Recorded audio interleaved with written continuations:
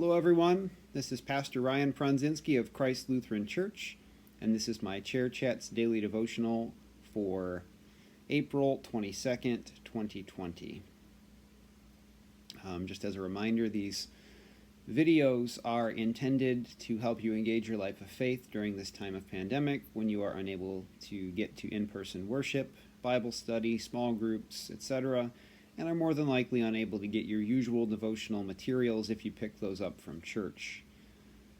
So, with that in mind, I encourage you to take time to pause throughout this video and reflect, have conversation with those around you, journal, or whatever helps you to engage your faith right now.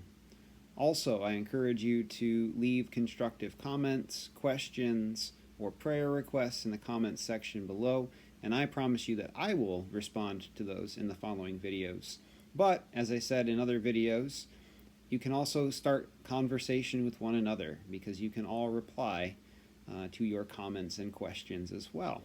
And so this can function as a space for dialogue and growth. The readings that I read from each day come from the Daily Revised Common Lectionary, which can be found online. It is a common church calendar schedule for readings, and the readings for today are Psalm 114.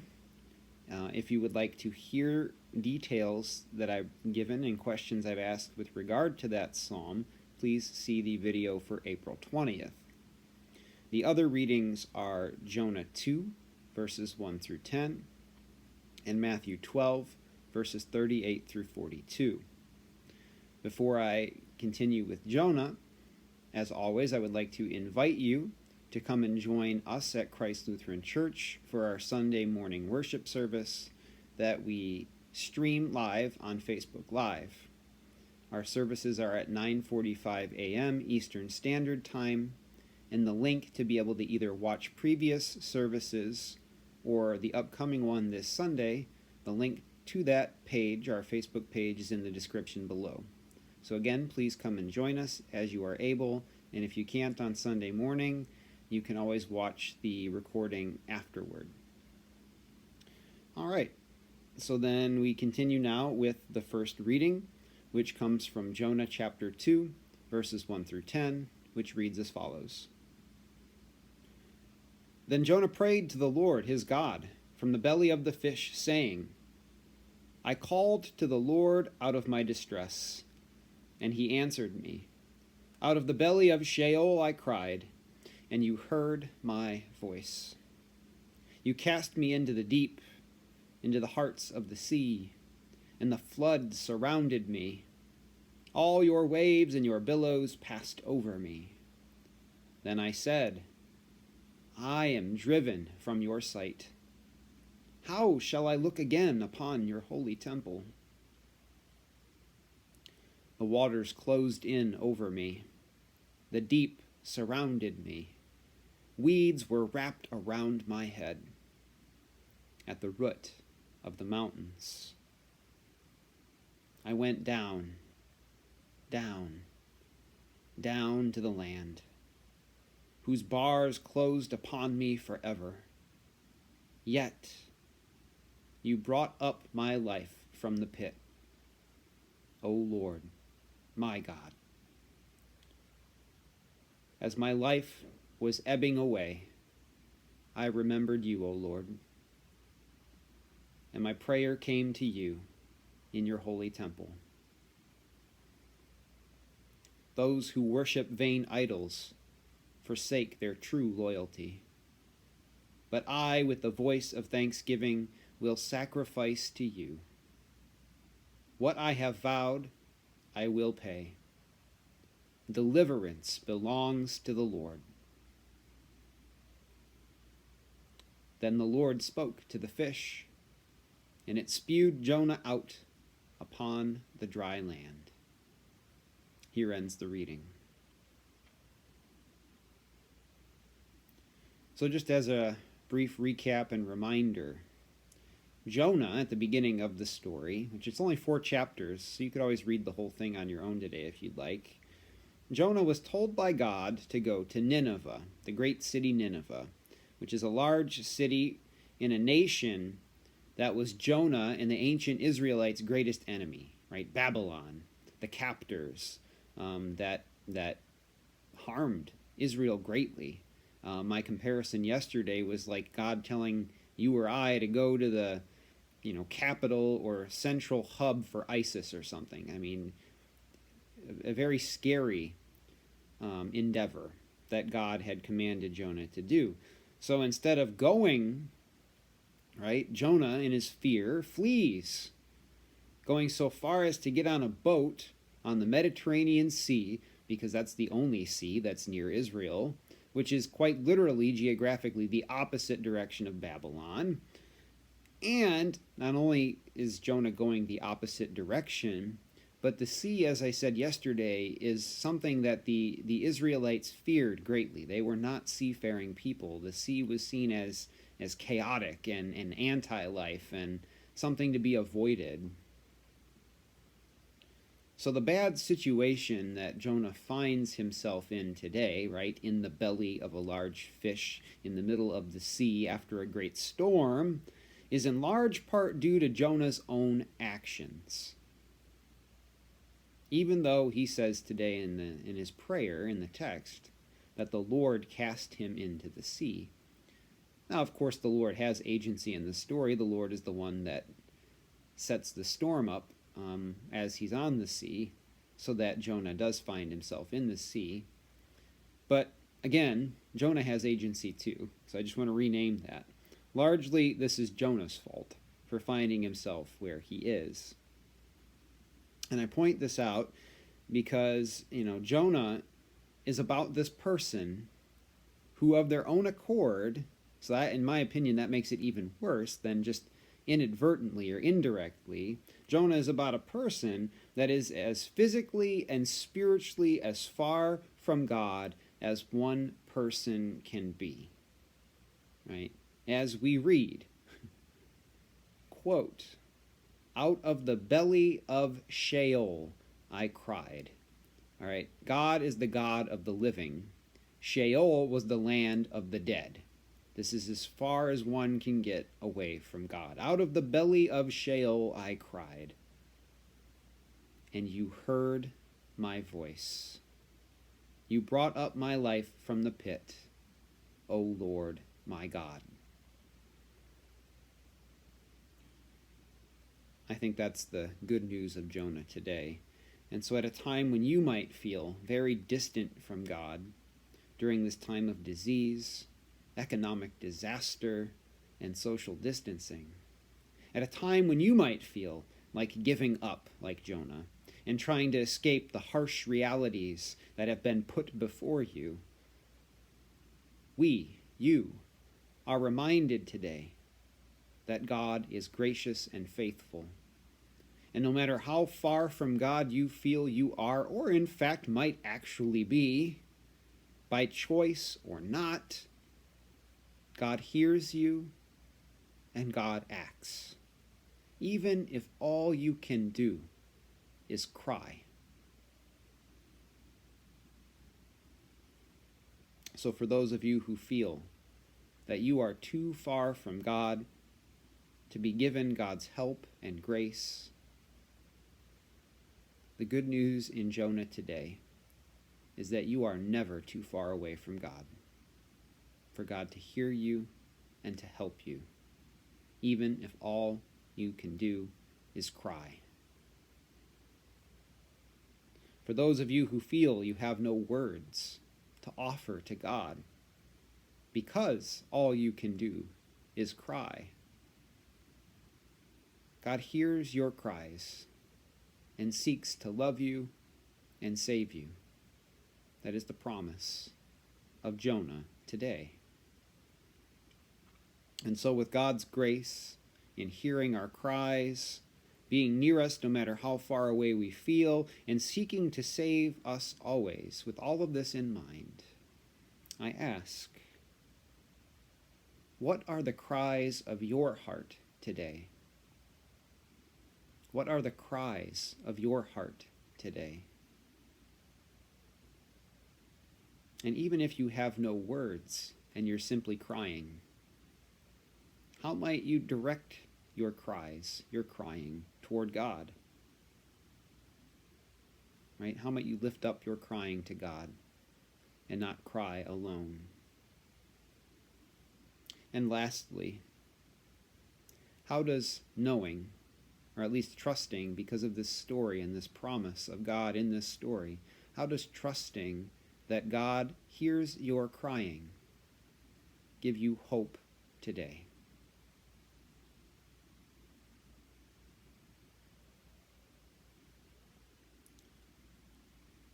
I know that, in my time of prayer each day, and I do have time of prayer each day, there are mornings, there are evenings, there are afternoons, there are times throughout the entire day when I'm just like, God, I don't even have the words right now. I don't know what to pray. I don't know what the future looks like. I have sighs and cries too deep for words.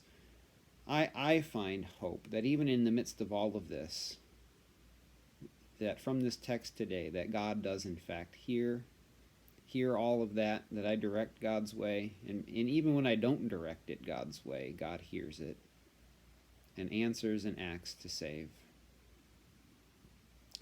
And that gives me hope. I hope it gives you hope too. For as Jonah said today, quite faithfully, deliverance belongs to the Lord. On to Matthew 12, verses 38 to 42. Then some of the scribes and the Pharisees said to him, that is Jesus, Teacher, we wish to see a sign from you. But Jesus answered them, An evil and adulterous generation asks for a sign, but no sign will be given, except the sign of Jonah. For just as Jonah was 3 days and 3 nights in the belly of the sea monster, so for 3 days and 3 nights the Son of Man will be in the heart of the earth. The people of Nineveh will rise up at the judgment with this generation and condemn it, because they repented at the proclamation of Jonah, and see something greater than Jonah is here. The queen of the south will rise up at the judgment of this generation and condemn it, because she came from the ends of the earth to listen to the wisdom of Solomon, and see, something greater than Solomon is here. Here ends the reading. Yesterday I mentioned how the story of Jonah, at least in Jesus' own words and in the life of Jesus, acts as a precursor. The story of Jonah acts as a precursor to Jesus' own death and resurrection. 3 days of being buried in the heart of the earth, just in a very different way. Instead of the belly of a fish in the bottom of the depths of the sea, Jesus is buried in the heart of the earth for 3 days. And now today you actually get that reading yourself. And what's interesting in this reading that's relatable to today is this. I think, this is my opinion, my experience. We, like the people in the reading from Matthew today, want quote-unquote proof, right? And we want the type of proof that we want, that God is real, good, and acting on our behalf. Again, we want the proof that we want, that God is real and good and acting on our behalf. We don't like when God works and acts in ways that don't make sense to us, or God simply acts in ways that we don't like. We don't like that. We want signs from God that seem right to us. so do the people in Matthew today. That is how we can relate to this story. Now, rest assured, at this point in Matthew, Jesus has done some pretty miraculous stuff. Healing the sick, casting out demons, feeding thousands with only a few loaves and fish, etc. However, we fickle human beings want what we want, and if we aren't able to see the sign or miracle ourselves, or see the one that we wanted, we often demand more or something else. And I believe that these demands that we often place before God, like the people in the story today, sound something like this. And possibly other things, but this is how I hear it often. Why didn't you do this, God? Or, why don't you do that, God? And we often don't say this. God, show me how you are working in my life and the world right now. God, show me how you are working in my life and the world right now. Or even more specific to who Jesus is, we probably never ask. And God bless you if you do. But this is one we often never ask.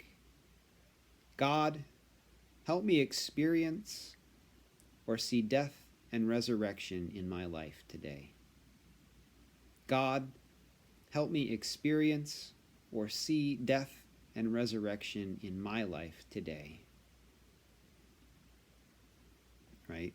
The only sign you are going to see is the sign of Jonah. That is death and resurrection. Because even in the story of Jonah today, I know we're in Matthew right now, Jonah was at the point of death. Right? Drowning in the sea, all the way at the bottom. I mean, Sheol, furthest away from God and life one could possibly be, without being completely and utterly dead. For all intents and purposes, Jonah was dead.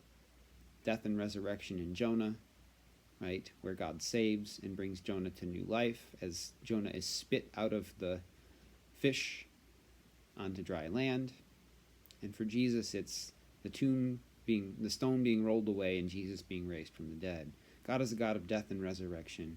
We often do not ask God, help me to see or experience death and resurrection in my life today. And what's really amazing about not asking this last request of God, of experiencing death and resurrection in our own life, this loss and new life in our own life, is that the one reality that all of us as human beings are guaranteed to face in this life, in this world, is loss, death, and the need for new life. As the quip goes, the two things you're guaranteed to do in this life are pay taxes and die. Well, if society breaks down, taxes go away, but I can guarantee you, you're going to die. So death is a guarantee. And yet we often don't ask God to act within our loss and our death in our life. In fact, we often spend much of our energy trying to understand the past or negotiate how God might mend our futures, instead of asking God to show us how God is present in our current loss and pain and working to bring something new in our lives in the midst of it. Right? We say, God, how come you didn't help with XYZ in the past? Or God, could you please mend this stuff in the future? Instead of saying, God, help me see what you're doing right now and how you're trying to create new life in me and through me and around me in the midst of this pain and loss and this suffering that's happening today. So although Jesus' words might sound quite harsh as you heard them today, or even maybe a little unfair, right? Jesus is simply saying, I will not give in to your wanton requests. Instead, I am simply going to give you what you need. You'll thank me later. I am a God of death and resurrection, and I promise to be with you and working on your behalf when you need me most, and that is in your loss and your death. So with God in Jesus being about death and resurrection, I ask the following. How might you look for Jesus at work in your current loss during this time of pandemic? How might you look for Jesus in the midst of your current loss during this time of pandemic? Because the promise is that Jesus is with you in your loss, that God hears your cries and delivers. How might you look for Jesus? And how might you seek to build up your trust in God, that God is working in the midst of your loss and death? Right? How might you build up this trust in God even when you cannot see God at work in your loss? Think of the Easter story. 3 days, 3 long, confusing, uncertain days go by for the followers of Jesus where they think all hope is lost. And it is actually during those 3 days, during that loss, that God is doing God's best work. So how might you build up your trust that even when you cannot see Jesus amidst the loss, that God is in fact still at work for you? How do you build up that trust? Because it is very peace-giving when you can and do. For me, I find God at work in the present pain and loss through the constant scripture reading and praying that I do with others, not simply by myself. Faith is not an individual practice. Faith is a communal practice. I keep trying to tell you all this over and over and over again because it's true, right? Even the disciples, after Jesus' death, were constantly getting together and praying together. And even after they saw that Jesus is risen, they get together and pray together. And then even after they start their ministry in the book of Acts, just read chapter 2 and 4. After Pentecost, they all continue to gather together and eat together and worship together and pray together. Faith is communal, not individual. So I continue to help build up my trust and see Jesus amidst the loss as I continue in scripture reading and prayer with others. So I encourage you all to do the same.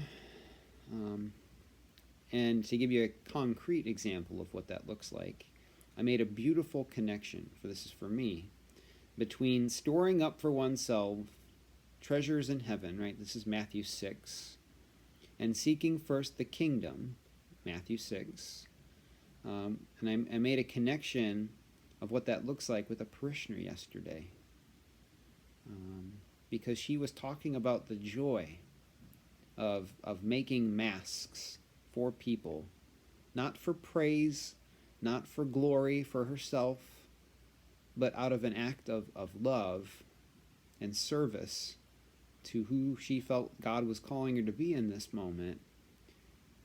And just, that was her high. That was her joy. And so I heard in her expressing of this joy in making these masks, Jesus' promise to come alive, right? Seek ye first the kingdom, and all these things shall be given unto you. And it was interesting that I don't want to go into details, but hearing about the lows going on in her life stemmed from people not seeking first the kingdom, not seeking to live into the promises of God and who God had made them to be. They were seeking material things and material praise. As the rest of Matthew 6 says, don't be like the hypocrites who do all this stuff to be praised by other people, for they have earned their reward, right? Rather, do the things that God would have you to do because that's who God has made you to be, trusting that God will reward you. And then that is a greater reward that neither moth nor rust nor vermin can destroy, right? Where your treasure is, there your heart will be also.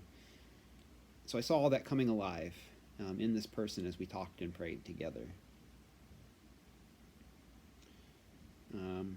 Yeah, so that's all I have for you today. God bless you, and I will talk with you tomorrow.